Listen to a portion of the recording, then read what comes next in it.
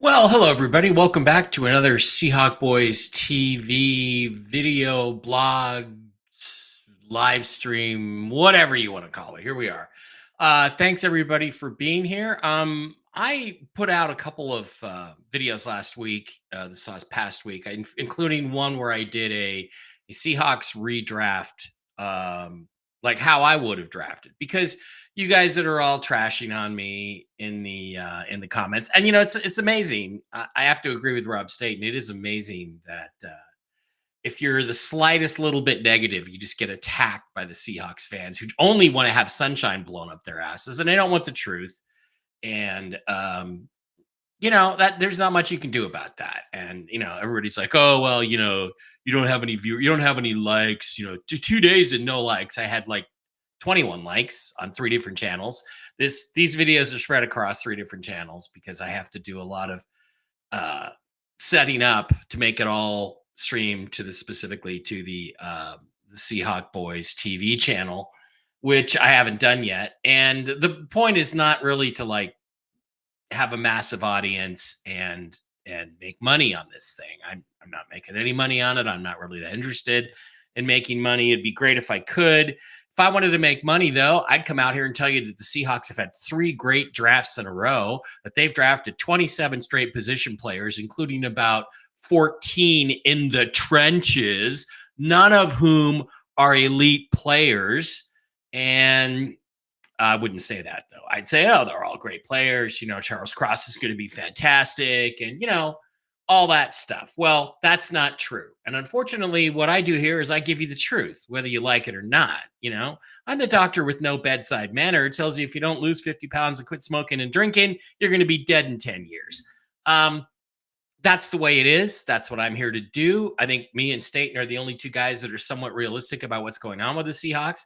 And my major emphasis is, I think it's a clown show that we traded away our franchise Hall of Fame quarterback with no plan to replace him whatsoever. Apparently, other than go get Sam Howell, who's only led the NFL in one thing ever in his career, and that's interceptions.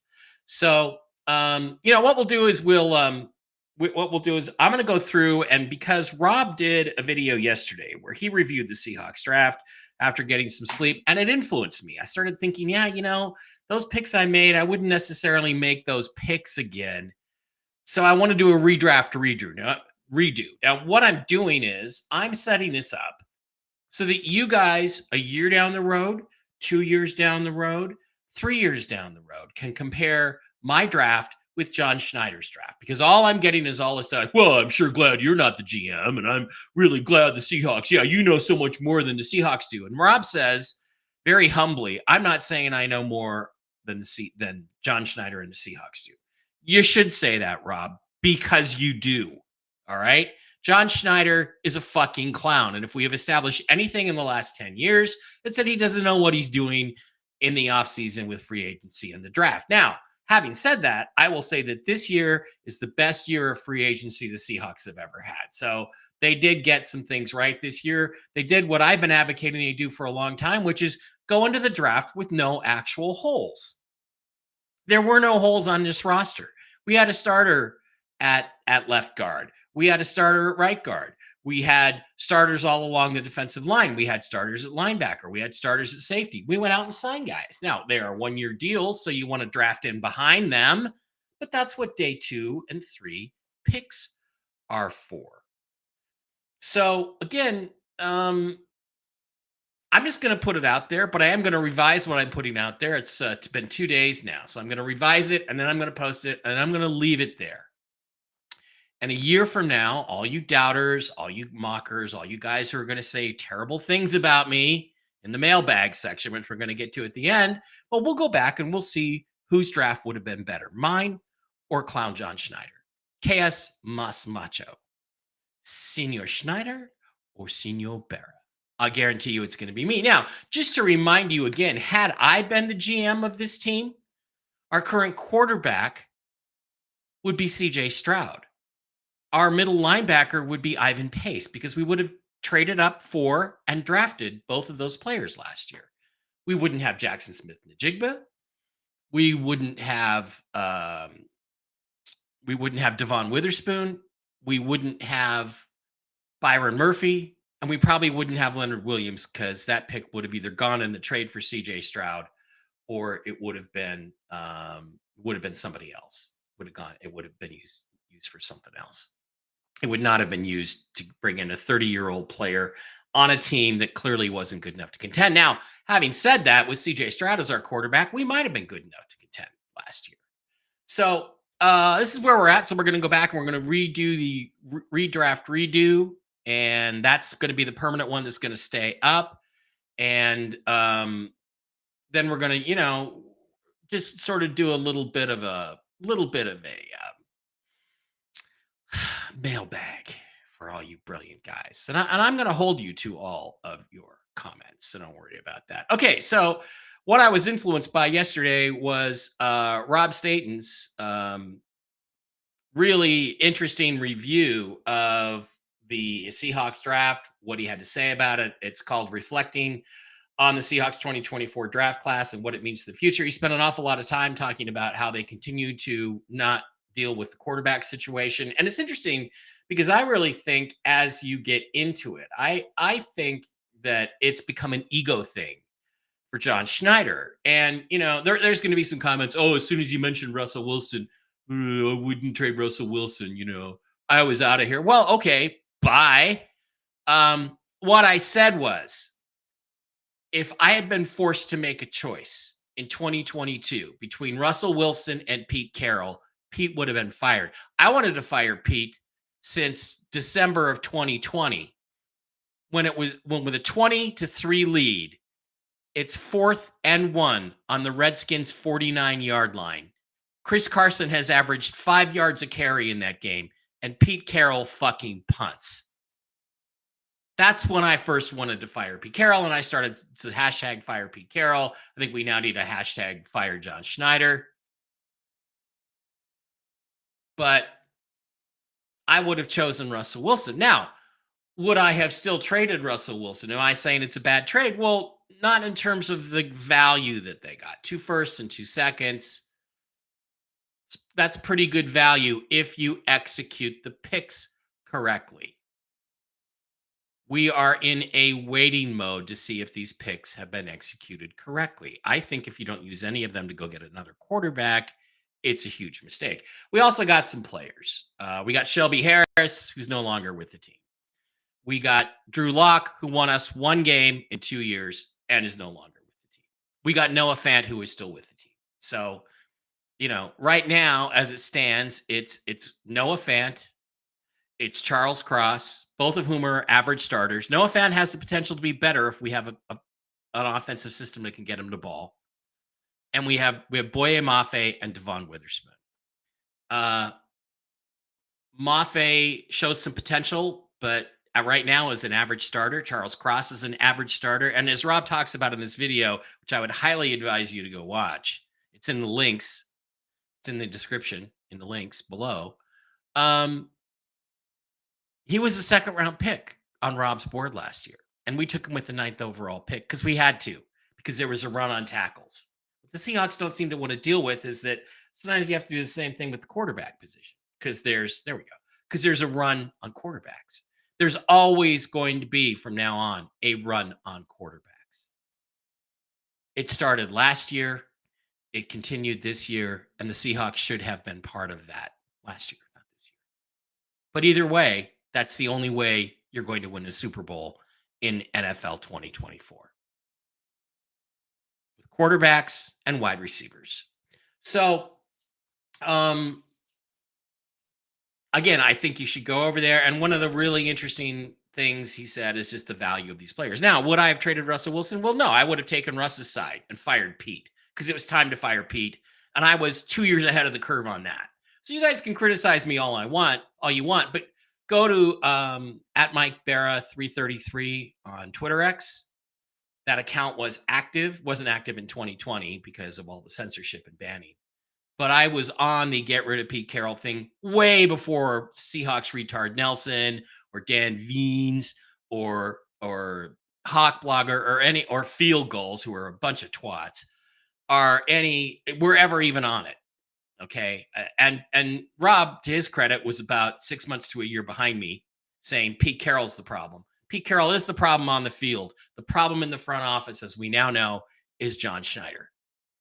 We had hoped it was Pete Carroll, but it appears to be John Schneider. Now, I will say this. Like I said, I think that they handled free agency really well, which is that you fill all your holes with NFL level players. Every year there's guys out there that probably would play for the minimum or $2 million or really cheap deals. And that's what you should do. And then you can use the draft to add to your strengths. Okay. So, one of the things Rob's really enthusiastic about is Byron Murphy. What a great player he is, yada yada yada. And he says, I'm not saying he's as good as Aaron Donald. So again, let's go back and let's flip over to Seahawk boy Mike Barra over on Twitter X, which is my Seahawks only Twitter account, and take a look at how I would have redrafted. Now, this is the final redraft review, and I'm not going to change off this. I would not have taken Byron Murphy. We already have Draymond Jones. We already have Jaron Reed. We already have Leonard Williams, who we invested. We invested a second round pick, and what kind of how much salary did we invest in Leonard Williams? Let's go back and look at it. Yeah, Leonard Williams. It doesn't having some issues over here. Well, I guess we'll just go back to the cap calculator. Leonard Williams, I want to take a look at his full contract. We've invested about $20 million a year over the next 2 or 3 years for him. His cap number this year is $10,400,000. So it's weird. It's having some issues. I wanted to click on this and get his current contract because usually it gives his history, but it just doesn't show anything when I do that. Contracts table. Let's see if we can go. Let's go interior defensive line. Come on.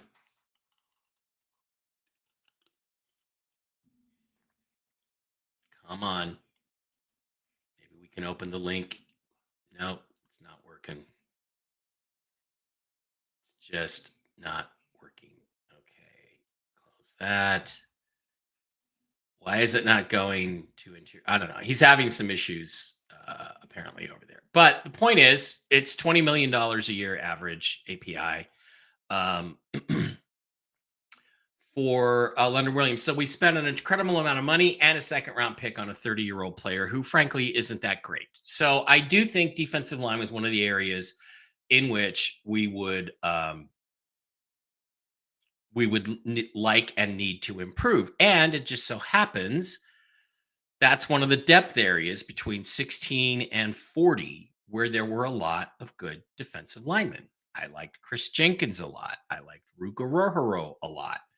I like some of the edge guys in that area. And so here's what we did. There was a trade on the table, and that trade was made. There were several trades that are rumored to be on the table. Okay. However, you can't verify any of those. The only trade that we know for sure that was on the table, there's rumors that the Eagles and the Dolphins were trying to trade up to 16. We don't know what they offered. If they offered a second round pick and Schneider turned him down, John Schneider is an idiot. Bigger idiot than I think he is. Bigger clown. However, we do know there was a trade that was made. Minnesota came up from 23 to get to 17. They wanted to get to 16 because they wanted to take Dallas Turner, who I might have preferred to Byron Murphy anyway, simply because I think pass rushers that can get sacks are far more important position players in the trenches than defensive tackles are. 34 defensive tackles, 3 techniques. Oh, it's a hard thing to find, Rob says. Okay, that's great. I agree with that. But again, unless Byron Murphy is the second coming of Fletcher Cox or Aaron Donald, I don't think he's worth taking at 14, 15, 16 because we just didn't need him that bad. We had 3 starters. We had 3 solid NFL starters. are ready to play those positions. And Jonathan Hankins behind him, and Miles Adams, and some other players, Mike Morris that we had drafted last year. Why don't we find out if those guys are any good?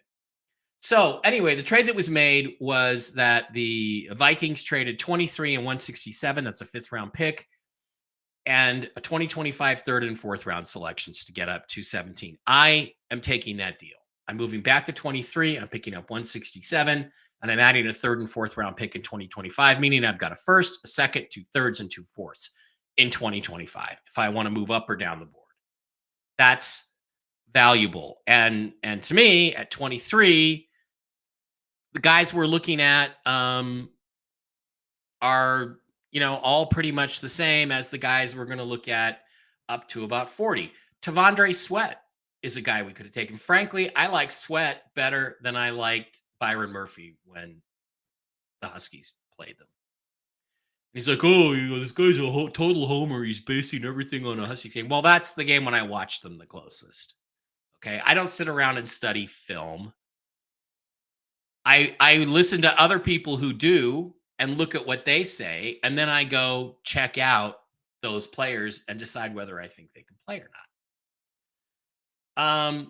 Okay, so back to the draft. So in this draft, I trade down to 123, or sorry, to first round, 23rd pick, and I take Ruka Rohoro. Why? Because he got the most sacks out of those guys. I would have also taken Tavondre Sweat here. I would have also taken Chris Jenkins here and Ruka Rohoro. Those are guys I liked. So what I'm doing is adding another guy into the rotational interior defensive line who's about 6'4", 294. But the difference is that he can really rush the passer, and nobody says Byron Murphy does that. If, in fact, Mike McDonald said, what I really want is a big backstop against the run, then the pick is Tavondre Sweat. Oh, that's a reach because of his character. I don't care about character. As a GM, I don't care about that. As long as it's football character. As long as he has football character, that's what I care about. In other words, if it's something that happened outside of the football context, I don't care. If he says, I'm over it, I'm fixed, I'm not doing it again, I'll trust the guy. Sweat made more of an impact, in my mind, was harder to deal with for that Washington offensive line in the game that I saw. But I picked Rohoro because he got 5 sacks last year, and Murphy had 1 or 2. All right, so then we slide down to pick 381. Third round for pick 81 overall. Seahawks take Christian Haynes. There were some other players there that I liked. Zach Zinter is one of them, but I'm going to say, okay, in this case, I'm going to trust my scouts or whoever. And everybody since then, including Rob Staten, who I like a lot, says Haynes is going to be a really good, crushing, road grading kind of offensive lineman. So fine. I've traded out of Byron Murphy. I've picked up 167 this year and 2 picks next year, third and fourth. Got Ruka Rohoro, who I think is probably 85% of what Byron Murphy is in terms of interior pass rush. He's probably better. So those 2 picks are really important. And here's the problem that I have mostly with Byron Murphy. How does he make the Seahawks better? Because as I look at their salary cap, they're probably going to have to move off of either Draymond Jones or Jaron Reed or both to make enough room to sign their draft picks. So in that case, unless he's the second coming of Fletcher Cox or Aaron Donald, it's a wash. We're not any better. Because I think those guys could be better players. I've said before, I think this defense the last 2 or 3 years has been less than the sum of its parts. What I'm saying is the shitty coaching staff of Pete Carroll and Clint Hurt and Ken Norton before him are the reason the Seahawks defense, especially their run defense, was so bad. And I will say Draymond Jones took to Twitter and said the same thing.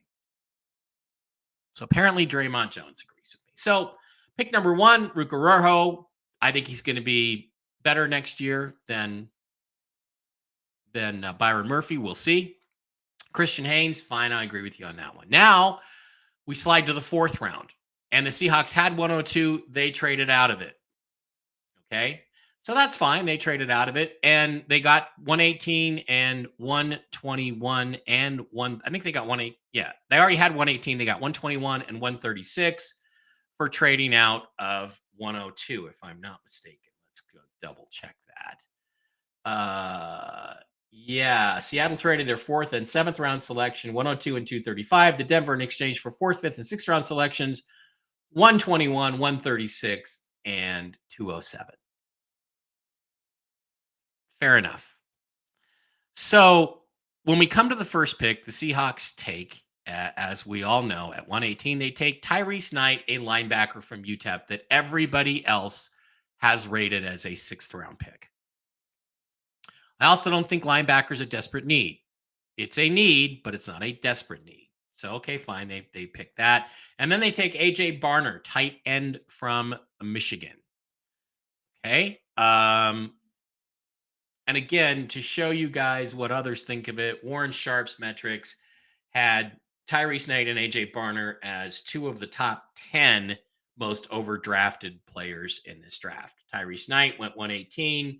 He was expected to be 192, sixth round pick. AJ Barner went 121, expected to be 181, also a sixth round pick. So this is an example of the Seahawks not getting great value. Now,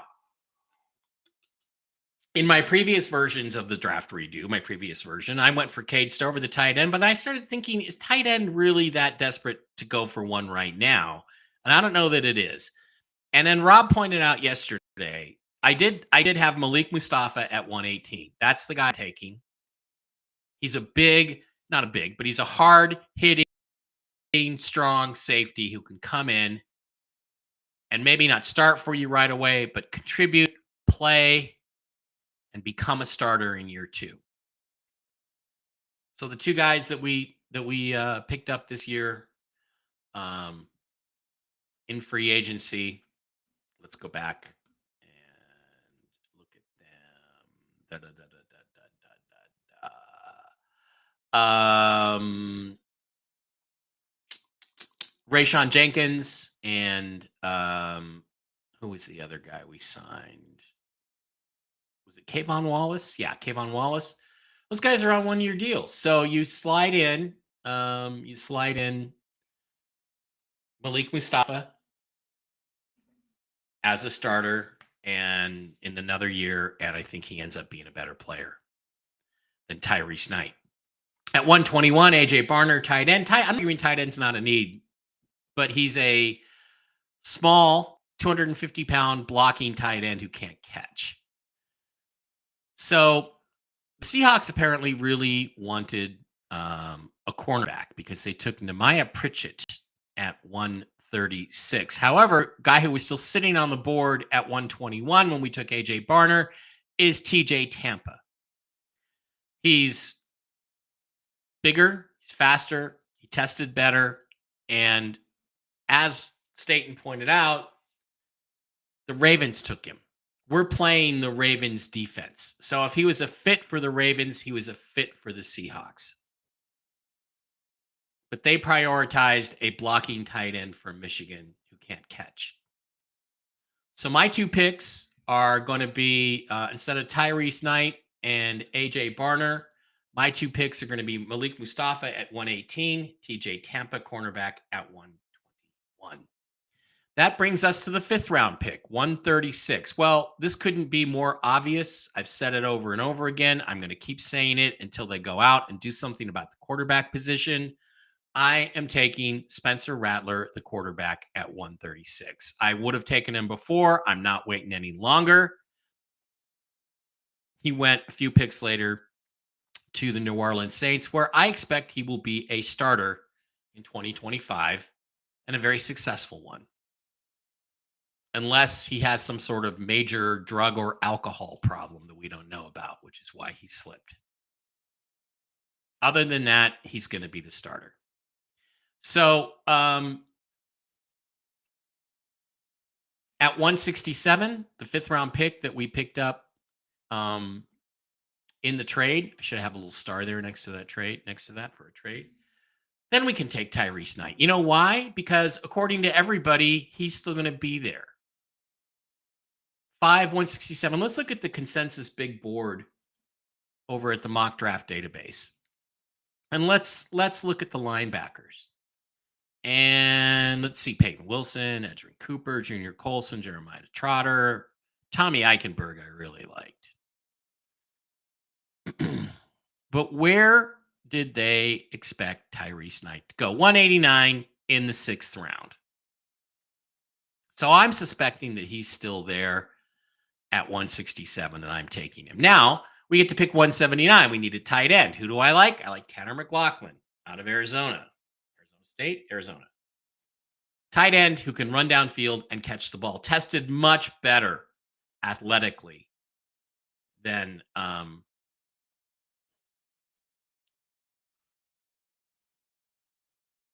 what's his name? AJ Barner. I can't even remember his name because I don't want to think about him. At 192, at left guard, the Seahawks took who did the Seahawks take? The Seahawks took at 192. They took DJ James, another corner. I'm instead taking Christian Mahogany. Oh, sorry, 192. Did I get that right? Yeah, they took DJ James. I'm taking Christian Mahogany. Why am I taking him over the other guard, Satoa Luomea or Michael Jarrell, the offensive tackle from Findlay? Because he can play left guard. Because Tanner McLaughlin has played left, or Christian Mahogany has played left guard. And a lot of people had him rated as high as a 3rd round pick. So I think he's a much better value there.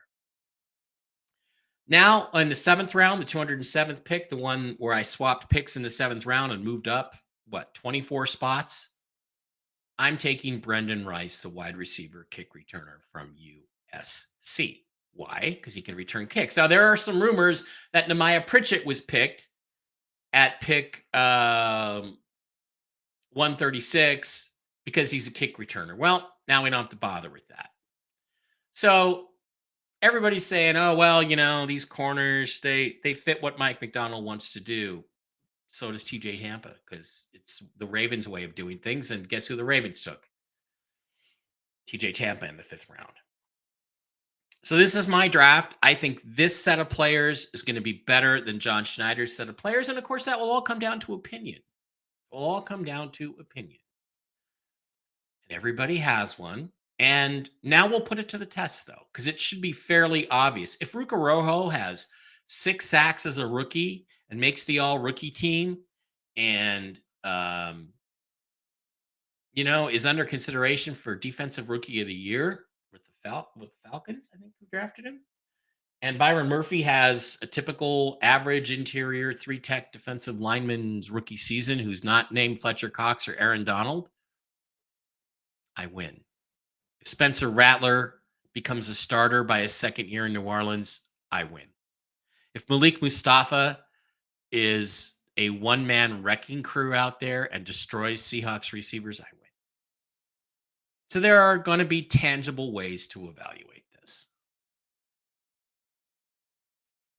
So there we are. We're all set. Now, let's go look at comments and see what people are getting. They're really getting irritated. Here's my channel, Seahawk Boys TV. Fishon 111, another know nothing pretending to know something. Dude, you don't even use your real name. So at least I am out here under my real name. I'm a well-known public person. I'm on TV. I'm probably on your TV right now, being paid to give my opinion on stuff. You don't even use your real name. So, yeah, thanks a lot. Thanks for the input. Sean Beeler, 7184, at least your real name. Wow, I guess they let everyone have a bad opinion. That being said, I wasn't completely happy either, but we didn't have draft capital. Yeah, but as I just pointed out, we could have done more with the draft capital we had. So we could have done more with draft capital had, including taking that trade from the Vikings, which would have made us look a lot, would have made things look a lot better. Okay, now let's slide over. Now, again, I've got this spread out across 2 or 3 different channels. So let's go look at the comments on the other channels. Here we go. Here's the comments over on Mike Barra 333. Should we maximize that as much as we can? There we go. It's still hard to see, isn't it? How about that? That's a little better. Um,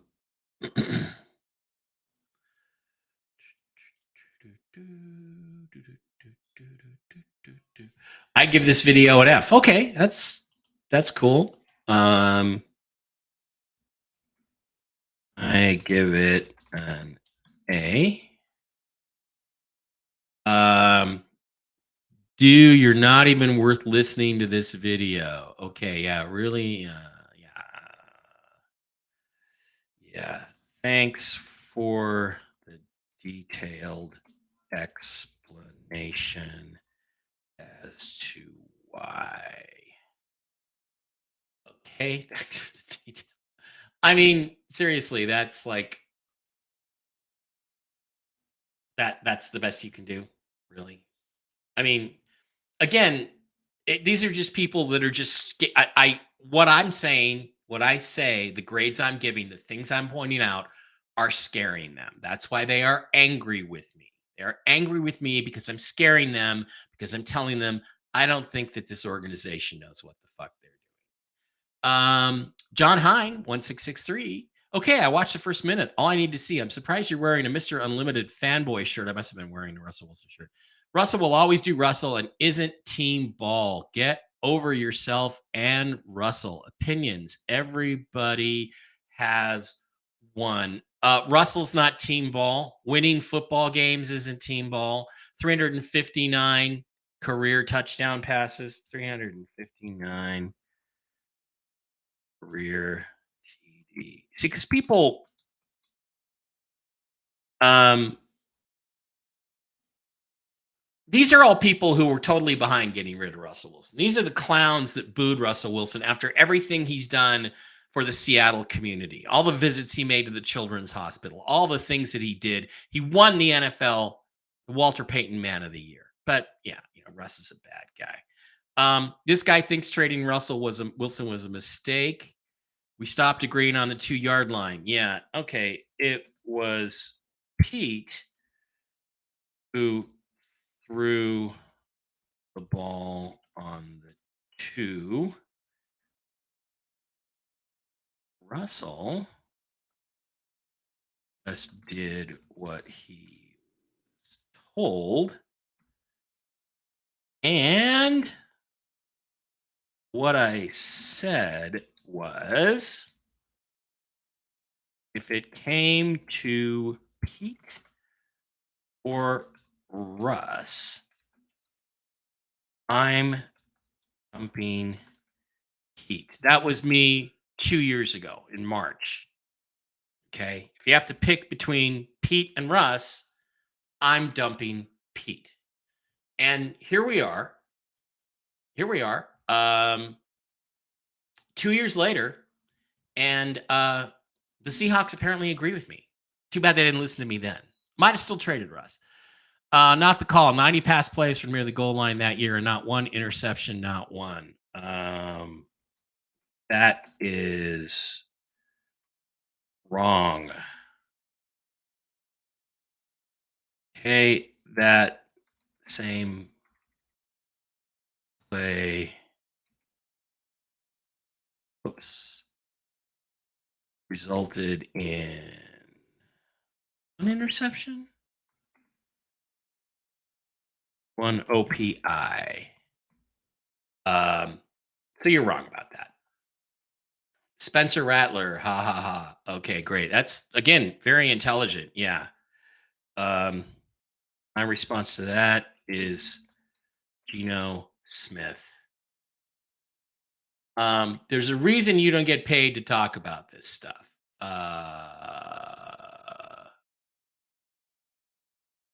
Yeah.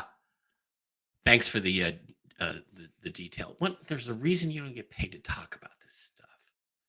Yeah, and that is again. This is all fear. This is all right. Sure, we'll come back to this by September. Yeah, can't wait. By the way, one good rookie season from Byron Murphy doesn't matter if the guy ends up being dead. Bruh, tell me you're joking, laughing my ass off. Tell me you watch Seahawks retard Nelson and Dan Beans think they know what they're talking about. A boot? Okay, that was very Canadian of me there. You draft? Are you kidding? You must not actually watch college football. Transformational player at 16 and you want them to pass? Ugh, haters, go Hawks. He said he only watched one game. No, I didn't say that. I said I was focused primarily on one game. Okay, I know enough that CJ Stroud would be our quarterback if I was in charge. There we go. Again, just hate, hate, hate. Oh, I scared you. I scared you. The Seahawks might suck at drafting. Oh, wow, clueless. No wonder I've never checked out this channel. Do you even watch college football? Reply, just the quarterbacks, and they were all better than Gino. Now that I'm just getting back in the guy's face. Now, that's not really fair. Gino has played him much better than I thought he could, but he's not good.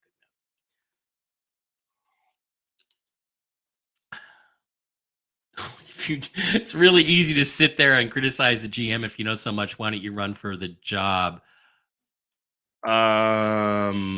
Yeah, it's not an elected position.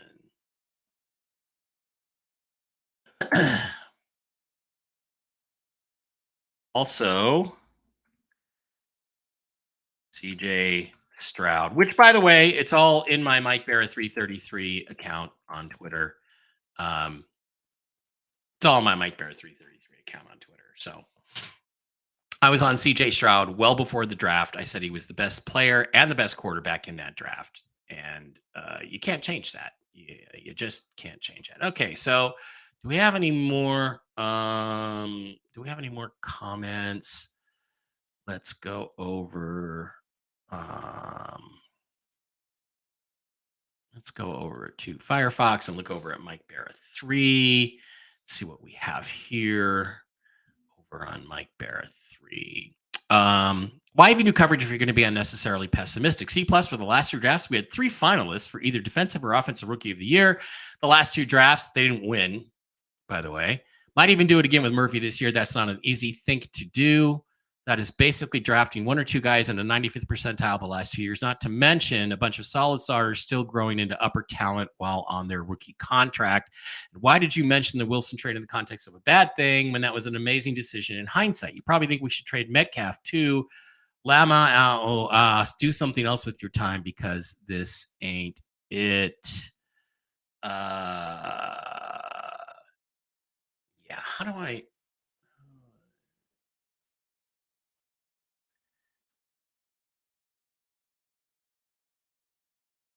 Yeah, okay, I'm gonna have to give this guy a longer response. And I'm like, actually, you know what I should do is I should slide on over here to Seahawk Boys TV, and I should get in here to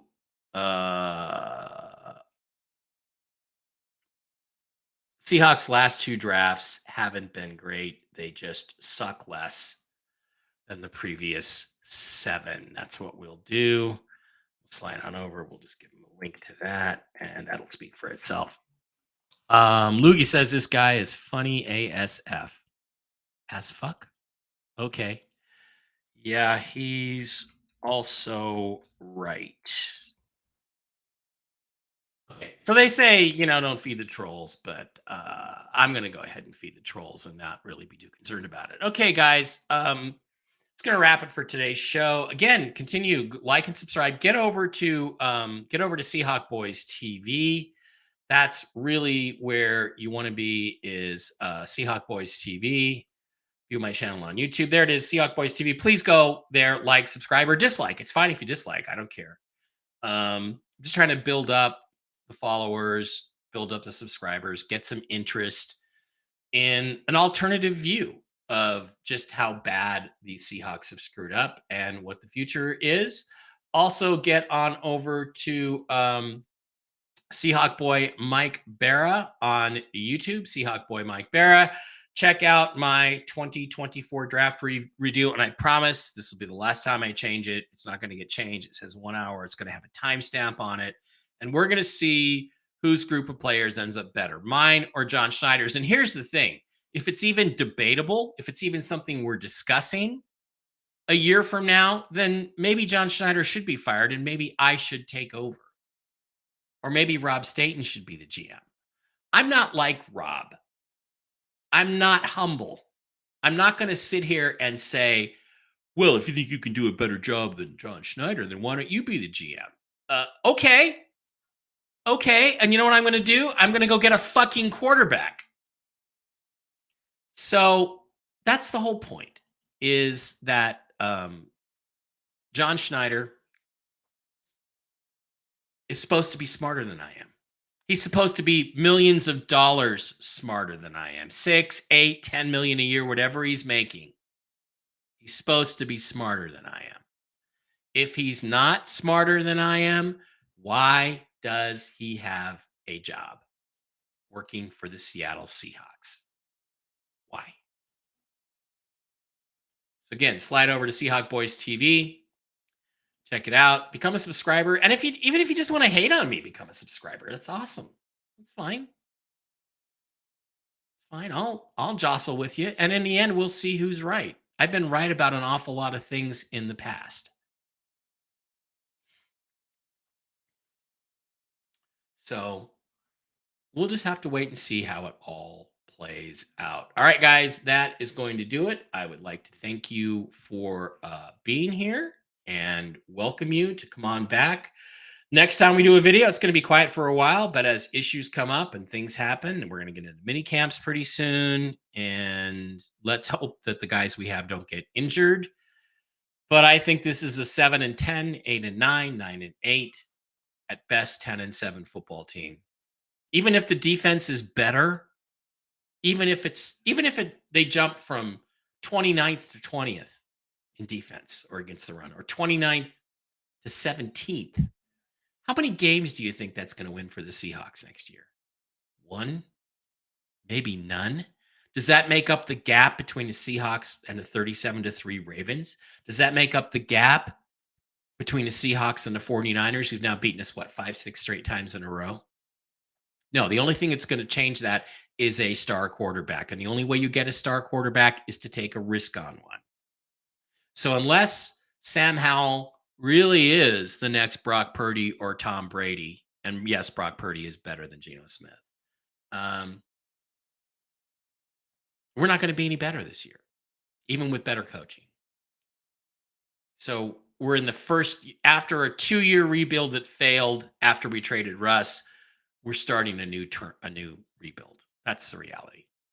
That's the reality. And championship teams are built around quarterbacks in 2024. Quarterbacks and wide receivers. And by the way, would I trade DK Metcalf for the right deal? Because there's no point in having DK Metcalf as your number one wide receiver if your quarterbacks are Sam Howell and Geno Smith. We'll leave it there. Thanks for being here. Love you guys. See you next time.